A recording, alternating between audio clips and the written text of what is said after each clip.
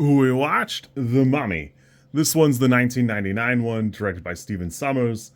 At an archaeological dig in the ancient city of Hamunaptra, an American serving the French Foreign Legion accidentally awakens a mummy who begins to wreak havoc as he searches for the reincarnation of his long-lost love. At 125 minutes, it runs a crisp 2 hours, and I gotta be honest with you, going back, I haven't watched it in a handful of years. I went, oh man, this is gonna feel a little long in the tooth. I bet you it hasn't aged well. On IMDb, it's like a 7.8 or whatever. I have it as a 9. It's one of the many things that I have rated very much against the grain. I think I'm going to a 10. I think this is perfect. I don't really know what else you could do with this.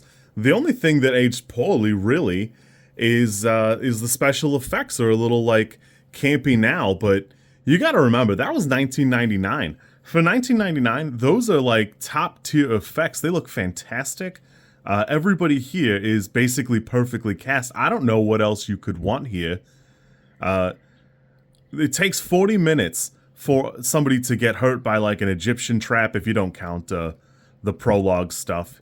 But 40 minutes. And every scene is very rich. There's so much visual language here. There's so much going on. You get great little bits of every character, every scene you see them. From O'Connell running off in the desert, the Magi, just watching over and trying to maintain an air of secrecy and protecting their area. It really is fantastic. I really don't have any complaints. Rewatching it, there's such great visual language. Even in the last couple of scenes that you see the main trio, Brendan Fraser is running along with Rachel Weisz and John Hannah, and Jonathan falls, drops the book, it slides into the water, and Evie runs back to try and get it. Well, the other two run and grab her. Well, then they're running through the treasure room, and Jonathan stops to waffle, and they all go back and grab her. It's so good.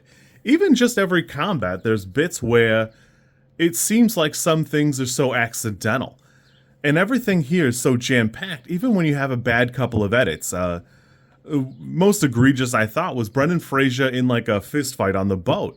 It looks kind of rough, but it's so brief and it's such a short bit that it's bookended by 2 other great scenes, and you can basically forget about it. It really doesn't matter at the end because this movie is so rich. It's so packed with little bits and little changes. Everything here just works. It's such a bizarre hodgepodge of little bits and pieces. It's amazing how well it works. That even just Imhotep hunting down the 4 people who initially opened the crate to go and collect his organs and parts back. The first one he gets is obviously the guy with the eyeballs and the tongue, but that guy's so nearsighted, it then works perfectly a few minutes later when he's staring down Evie and mistakenly just assumes that is an Aksunamun. It works so perfectly. Everything here just works and flows in, run one thing right into the next. Anything here that looks rough, it's so bookended by something so good and so interesting, it's hard to really hold it too much against it. I was kind of worried because I was trying to look at what something is rated, not because I care what other people think, but I'm curious to see what I rated it in the past, especially something like this that I grew up with The Mummy. It came out in 1999, so it's insane how good it is. Just go back and watch the scene where Brendan Fraser is fighting with the sword in the Mummy's tomb, trying to be the swashbuckler character they pictured him as when they wrote the character. All of the mummies that are there, those aren't people in like green suits. It's superimposed. He does the choreography, and then the mummies, I guess, get added in post digitally. It just works. Everything there looks so good.